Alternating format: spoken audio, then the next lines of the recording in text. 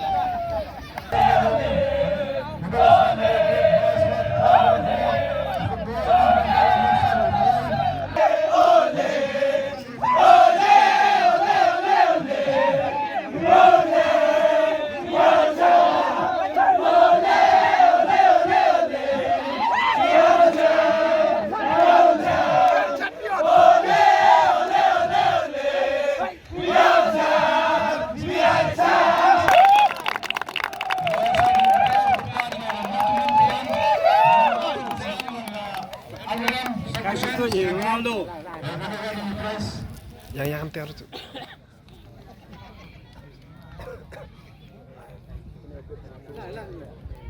Pulang sudah.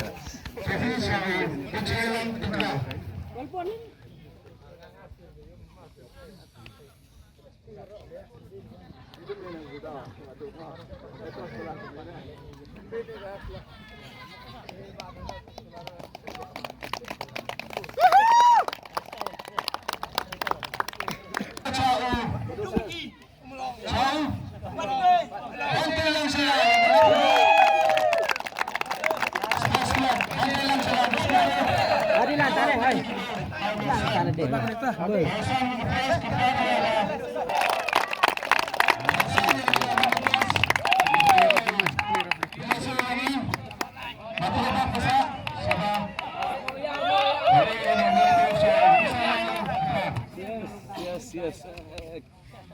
Kilon juga.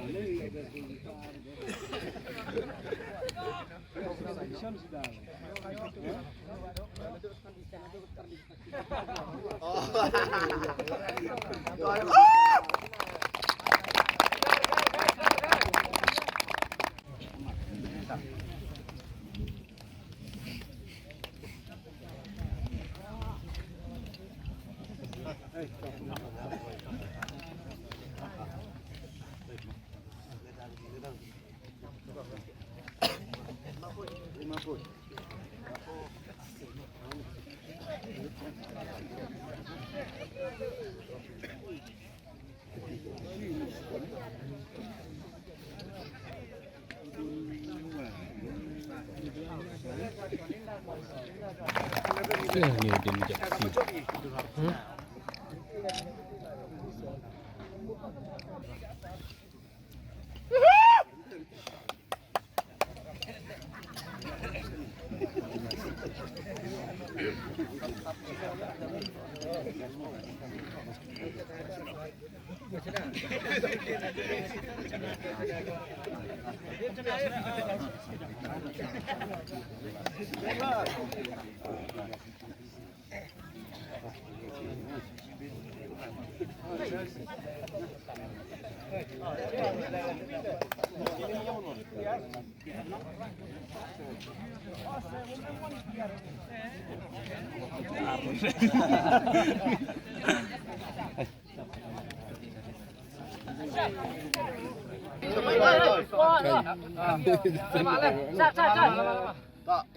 Ya cepat lah, diam ni dah. Diam ni dah, cot. Siapa itu?